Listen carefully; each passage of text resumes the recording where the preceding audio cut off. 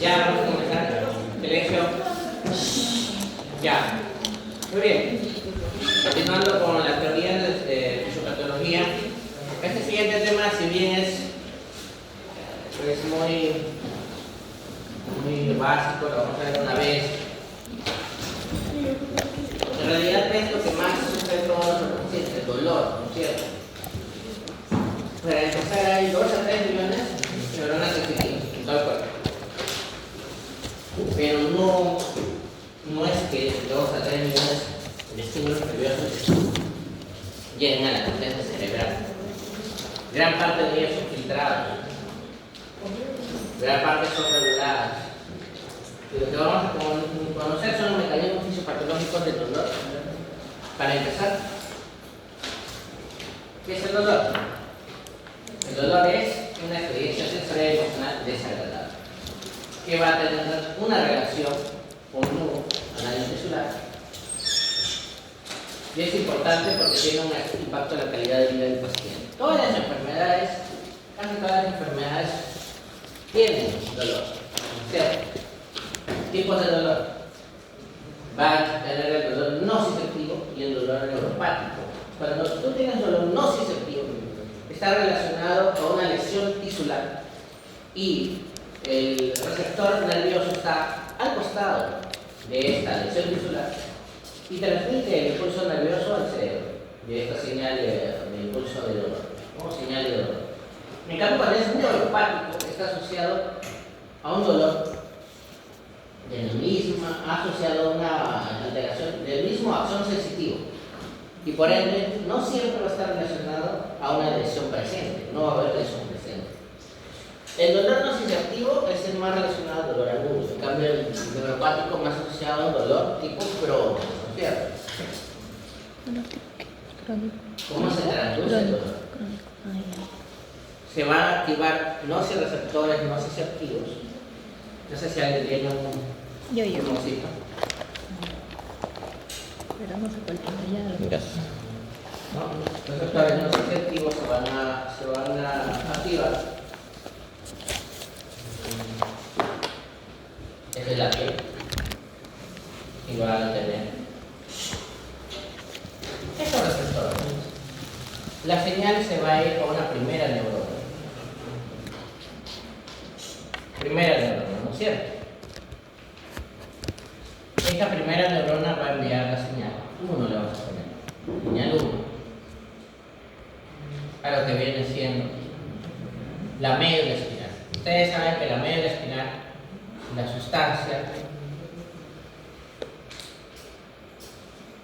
conductora blanca, tiene astas posteriores y anteriores. Eso es lo que instrucción en anatomía. Las anteriores, ¿a qué están relacionadas? La transmisión de anterior. Este es anterior y este es posterior. ¿Se acuerdan? ¿Anterior qué es? ¿Qué es, doctora? Anatomía. Año pasado.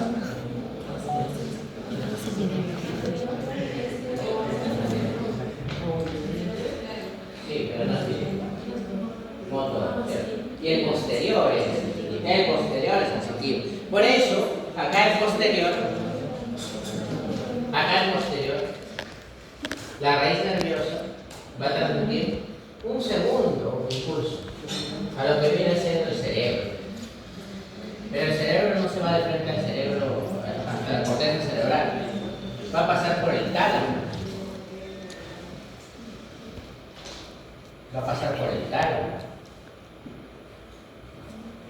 Va a pasar por el tálamo primero y de ahí va a ir al corteza. Entonces, 1, 2, 3 neuronas de dolor, el sistema de dolor.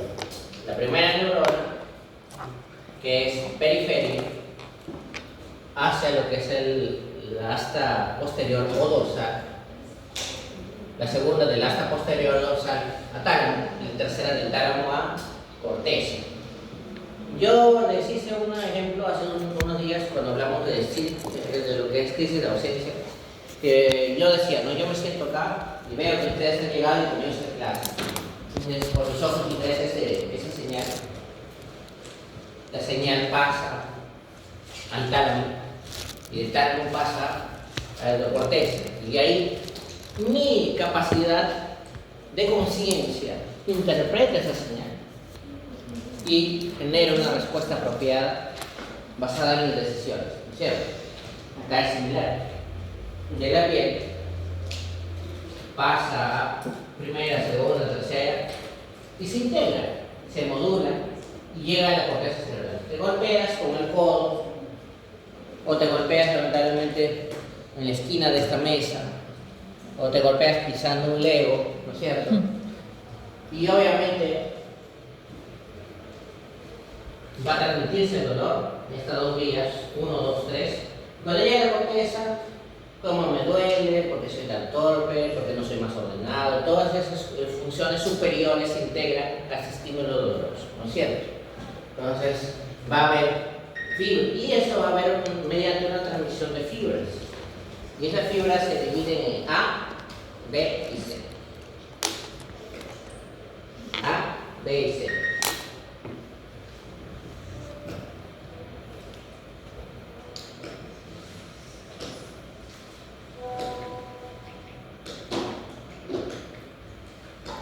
A, B y C.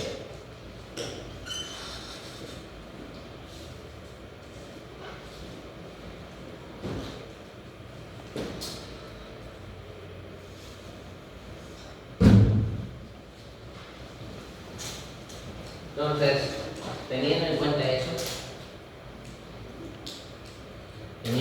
eso, vamos a tener fibras y cada fibra va a tener una velocidad de conducción diferente, va a pasar todos por este camino y finalmente se va a procesar en el cerebro, de tal manera que vía ascendente del dolor, vía espinotalámica, que va desde la médula espinal hasta el tálamo, lo que hemos hablado, ¿no? En el gráfico. Vía espino-reticulotalámica se conecta con el sistema reticular ascendente, que es el sistema que regula la conciencia. Vía descendente del dolor es una modulación descendente. Recuerden que todas las vías del dolor son ascendentes, pero ¿por qué habría un sistema descendente en el control del dolor? Porque es un sistema modulador. Entonces, si ven que les preguntan en el examen sobre esa vía, es moduladora, reguladora, representando el dolor. Es descendente. Todos los demás son ascendentes. Ascendente quiere decir, desde el estímulo hacia el cerebro. ¿Y por qué ha habido una vía descendente? O sea, desde el cerebro hacia las redes nerviosas. Porque hay una especie de feedback por retroalimentación que se encarga de modular el dolor y su transmisión. Hay tractos neoespinotalámicos y paleoespinotalámicos. Los neoespinotalámicos están relacionados al dolor agudo, rápido, y los tractos paleoespinotalámicos relacionados al dolor crónico y visceral. Las proyecciones talámicas hacia la corteza somatosensorial del sistema límbico. ¿Ya? Entonces tenemos tanto fibras encargadas del dolor agudo, del dolor crónico y las que le integran con el tálamo. En conclusión, primera neurona transmite la información sensitiva de la periferia al sistema nervioso central. A partir de acá ya es sistema nervioso central. El sistema nervioso central es cosa encéfalo y médula espinal. Entonces, como esto es médula, ya no es periferia. Entonces, primera neurona de acá a acá, ¿no? Segunda neurona que comunica con varias redes reflejas y sensitivas en la área de la médula espinal y se va al tálamo. Entonces, de la médula espinal al tálamo, segunda neurona, ¿no es cierto? Y tercera neurona, del tálamo a la corteza cerebral, ¿no es cierto? Del tálamo a la corteza cerebral. Entonces, muy bien. Entonces tenemos una integración y las 3 neuronas que tienen que saber porque es muy importante. Las unidades sensitivas, las vías ascendentes y los centros de procesamiento. Centro de procesamiento, corteza y tálamo. Todo lo demás es conducto. Acá un resumen de lo que hemos dibujado hace un ratito, lo pueden ver, es idéntico. Prácticamente pues estos le van a preguntar sí o sí, siempre. Siempre les van a preguntar eso. Entonces, ¿dónde da el dolor? Ahí existen 4 modalidades de principales decisiones: la discriminación de estímulos, la sensibilidad táctil, la sensibilidad térmica y la sensibilidad de posición. Entonces, la experiencia somatosensorial surge a partir de la información proporcionada por diversos receptores, que son esos cuatro, ¿no es cierto? Ahora lo vamos a conocer al número, aunque en histología seguramente los han visto, ¿no? Hay una cosa muy importante que tienen que recordar. Si nosotros hablamos del ser humano,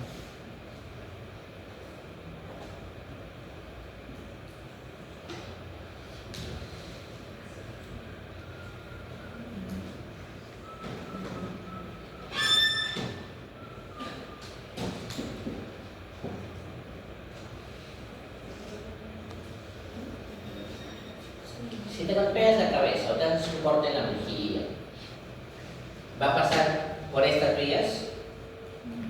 ¿Cierto o falso? ¿Va a pasar por esta vía? ¿Usted, doctor, qué dice?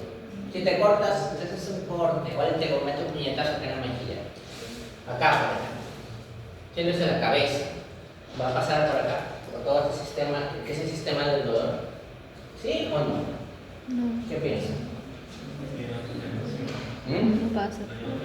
Tiene otra inervación. ¿Por qué? Pasa Porque directo. recuerden que acá no hay medio de la espina, la media espina empieza de arriba para abajo, pues. Entonces acá es a través del nervio trigémino. Nervio trigémino. Es la única diferencia, pero es muy importante. Puede que se les haga preguntas respecto a eso, ¿entiendes? ¿No? Es la única diferencia, no se olviden de eso, es un detalle muy importante. Las unidades sensitivas entonces se componen de, ¿cuál es la unidad sensitiva? La unidad sensitiva vendría a ser este de acá. Esto de acá. Entonces, y si le hacemos un zoom, sería así. Periférico, central, primera neurona. ¿Cierto? Periférico, central, primera neurona. El cuerpo celular de la neurona del ganglio de la raíz dorsal, su ramificación periférica,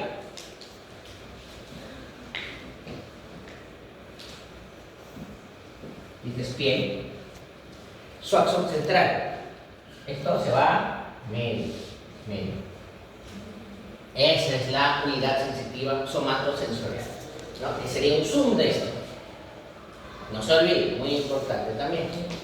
Ya, esa es la unidad sensitiva somatosensorial. Fibras nerviosas. Hay tres tipos de fibras nerviosas. Hay A, B y C. La diferencia es la mielinización. Mientras más mielinizada está la fibra, más rápido conduce el impulso eléctrico. ¿Ya?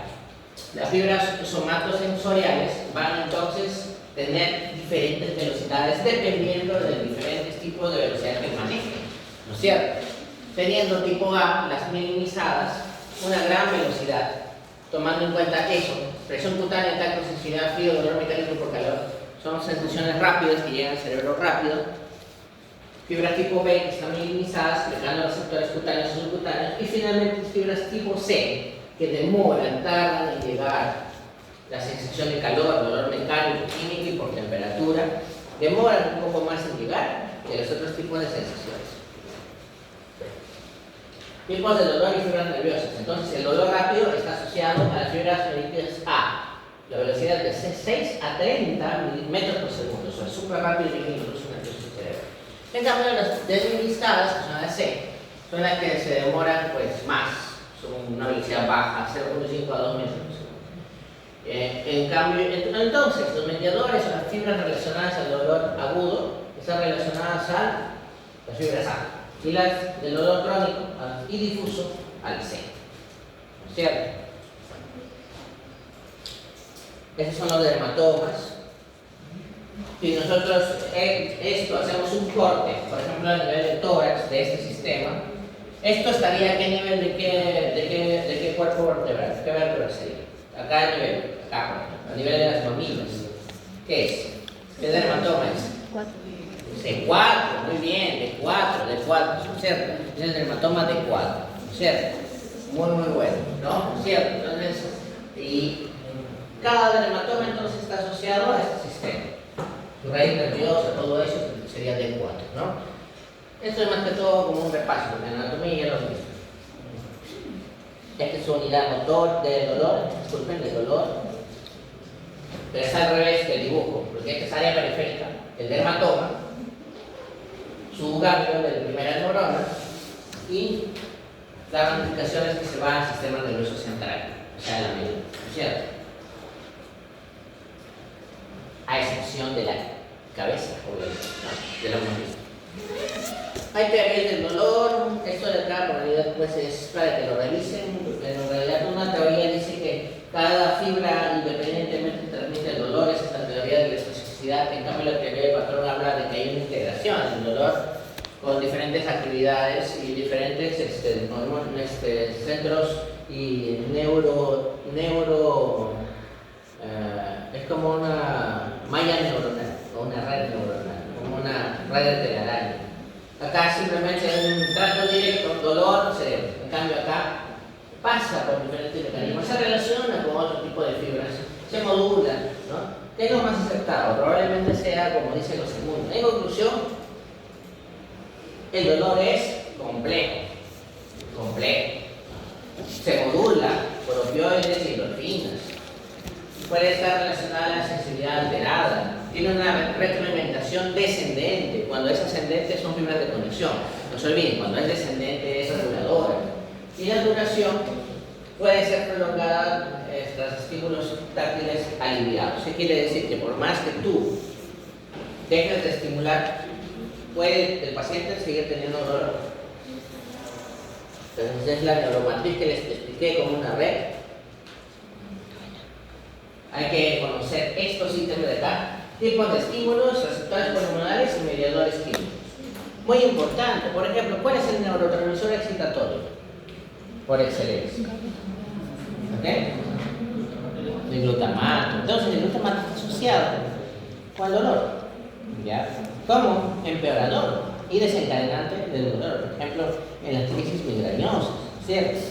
¿Ya? En cambio, el GABA, que es inhibitorio, se puede aprovechar como terapia coadyuvante para manejo de lo que viene siendo ser el terapia del dolor como coadyuvante. Por ejemplo, las benzodiazepinas y algunos anticonvulsivos se usan como coadyuvantes para manejo del dolor, ¿cierto?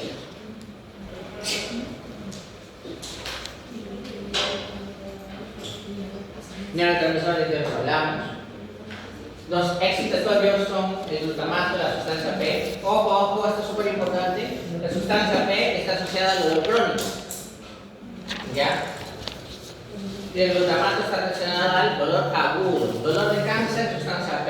Glutamato, dolor por un trauma, por ejemplo. Muy importante. ¿Ya? GABA es un medicamento o una sustancia que disminuye la transmisión del dolor. Serotonina es un modulador del dolor. Y la endorfina tiene un efecto analgésico y modulador del dolor. ¿Ya? Entonces, la modulación del dolor tiene sus raíces en el sistema descendente inhibitorio y también tiene influencias psicológicas, ¿no?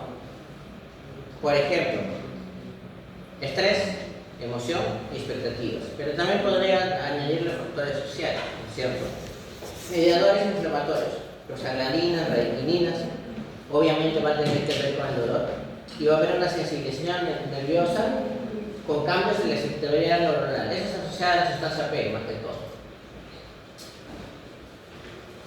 Ojo, sustancia gris, periacueductal, que es el SGPA, es un sistema endógeno de analgesia, muy importante. El sistema endógeno, ¿dónde nace? En el SGPA, ¿cierto? Descenso de impulsos inhibitorios, influencias de serotonina y norepinefrina sobre la transmisión del dolor, muy importantes estos dos neurotransmisores. Los opioides endógenos como las endorfinas y cefalinas, que tienen un efecto analgésico al disminuir o anular la transmisión nerviosa del dolor. Ese es su mecanismo de acción. Modalidades sensitivas.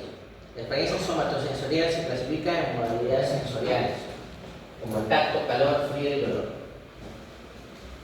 Receptores. Las neuronas aferentes tienen terminaciones especializadas que responden a estímulos físicos o químicos que van a cambiar, ¿no? Hay de calor, de frío, hay de presión, hay de inclusive vibración, ¿no es cierto? Y todo eso se va a ir al prosencéfalo primero y luego a corteza cerebral, ¿no? Entonces, el dolor se puede diferenciar por agudeza. Por ejemplo, se dice que la mejilla, los labios, tienen una alta sensibilidad a la agudeza.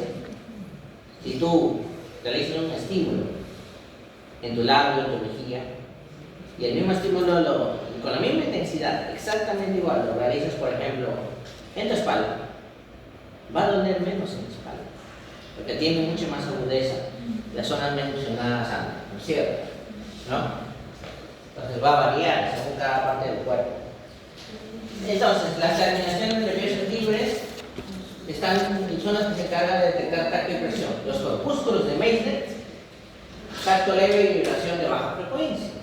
Discos de Merkel, adaptación lenta y detectan tacto continuo. Corpúsculos de Pacini detectan cambios rápidos en presión y vibración.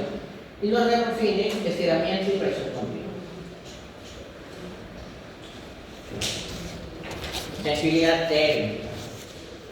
Eso harían los letrados, ¿no es cierto?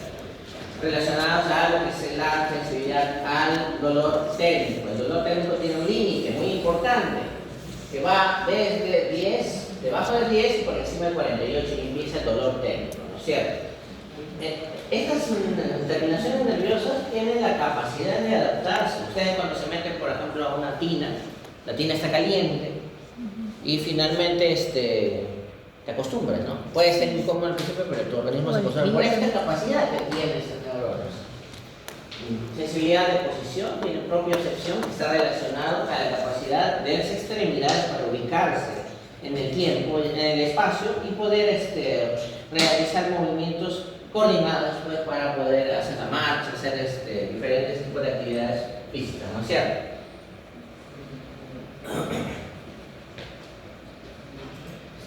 Umbral y tolerancia al dolor, cada persona es diferente en cuanto a su capacidad para sentir dolor. Está influenciada por, como les mencioné, no solo por cambios o factores psicológicos, sino también culturales, ¿no? Por ejemplo, si a la doctora agarramos y se golpea el codo, le va a doler.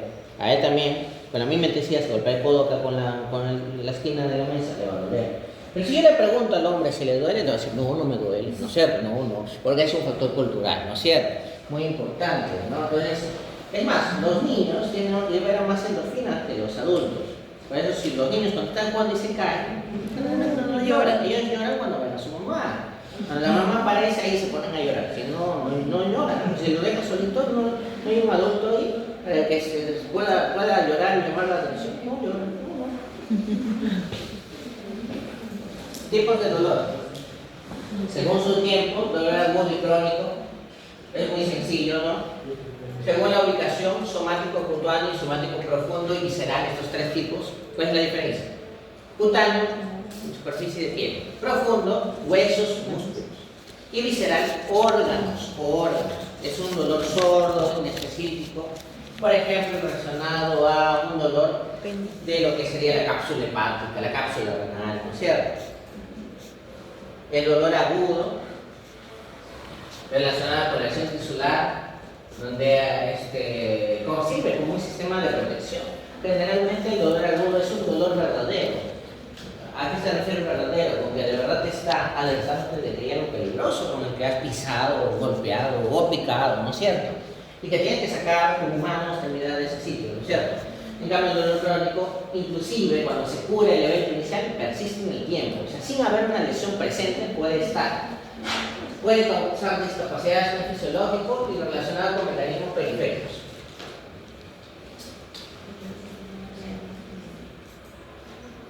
Ya saben, dolor somático, cómo se divide, muy importante, el dolor visceral ya lo hablamos. El dolor referido es muy importante. El dolor referido habla de un dolor que tú lo sientes en esa parte del cuerpo, pero la afectación inicial no es originaria en ese lugar. Por ejemplo, el infarto de un miocardio no solo duele el pecho, sino también puede doler el brazo, ¿no es cierto? ¿No? Es un dolor referido. El dolor, por ejemplo, de una colecistitis puede irradiarse al hombro, ¿no es cierto? Entonces, el dolor referido, ¿no? Dolor referido. Tratamiento. El manejo del dolor va a depender, obviamente, de analgésicos, de manejo psicológico, de coadyuvantes del dolor, que ya saben que son los GABAérgicos, pero también puede depender de su complejidad neurológica. Por ejemplo, Hemos hablado de que hay fibras mielínicas y amielínicas, rápidas, lentas, ¿no es cierto? A y C, ¿no es cierto? Pero ¿cuál es el problema? El problema es que hay órganos que tienen las dos. Por ejemplo, el sistema urinario. El sistema urinario tiene las dos. Y eso hace que el dolor sea más exquisito en este tipo de órgano, ¿no? Por eso el cólico o dolor de tipo renoureteral es muy intenso.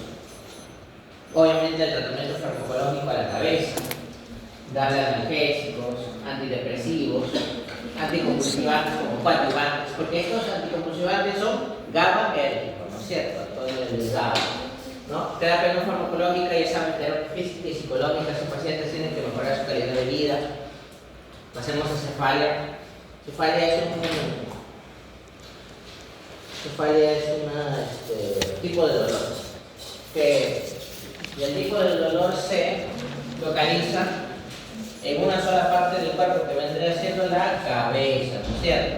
Pero la definición dice que también incluye a la región cervical. Es una cervicalgia, no es un dolor de cabeza. Ahora, la cefalea es uno de los dolores más importantes para tener en cuenta porque está relacionado a una incapacidad, a una discapacidad y una disminución de la calidad de vida en las personas que lo padecen. Hay diferentes tipos de cefalea. Hay cefalea que se origina en el mismo lado de la lesión, en el mismo sitio, o sea, empieza en la cabeza.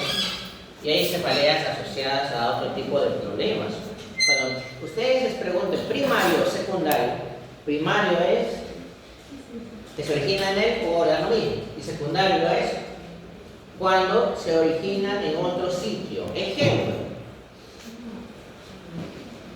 primaria, las tres más importantes primarias son la cefalea tensional, la migraña y la cefalea de racimos. Y secundaria, la relacionada con enfermedades subyacentes, como infecciones, traumas o tumores. Ejemplo, una infección que causa dolor de cabeza. Una meningitis, muy bien, doctor, una meningitis, ¿no? Una sinusitis, ¿no es cierto? Trauma, obviamente, que te golpea la cabeza, y un tumor, ¿no? Tumores, naturalmente. Cefalea tensional, migraña y cefalea de racimos, ahora lo vamos a ver. Características clínicas: dolor constante y opresivo, es de la cefalea tensional. Y es un dolor bilateral. Entonces, en el caso de la cefalea tensional, vamos a aprender esto.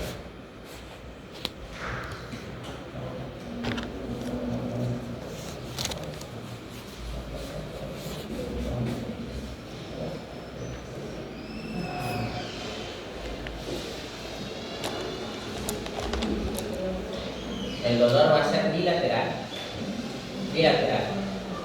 Y es un dolor de origen cervical, producido por una tensión de la musculatura cervical. Se activan los receptores en los músculos y tejidos, en el cual el neurotransmisor más importante viene siendo la serotonina y la norepinefrina. Y finalmente, va a producir estrés, fatiga y posturas prolongadas asociadas a esto, ¿no? Una mano está sentada mucho tiempo, está parada mucho tiempo, está en la computadora, va a producir este tipo de cefalea tensional. Entonces, la cefalea tensional es bilateral. Primera diferencia. Está asociado a un estrés o fatiga muscular o una tensión muscular. En cambio, la migraña es unilateral. Produce náuseas, vómitos y sensibilidad a la luz. Y los neurotransmisores no son la norepinefrina, es el glutamato, que ya habíamos hablado al principio de la clase, ¿no es cierto? El glutamato como neurotransmisión excitatoria. Factores desencadenantes, cambios hormonales, ciertos alimentos y el estrés. ¿Qué alimento tiene el glutamato, doctor? El ajinomoto, o también llamado MSG. ¿Qué significa MSG? ¿Qué significa MSG? Glutamato monosódico. MSG, glutamato monosódico. Muy bien. Entonces, los alimentos pueden desencadenar una crisis migrañosa, sí, el estrés también.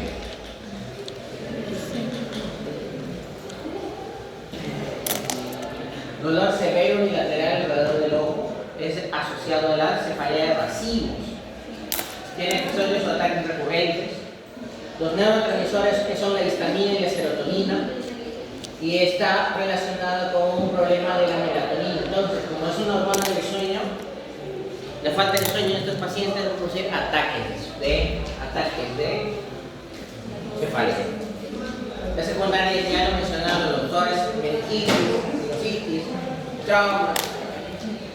El tratamiento va a depender del tipo de cefalea. Por ejemplo, si es un problema muscular, relajantes musculares, como el orfenadril, por ejemplo, ¿no?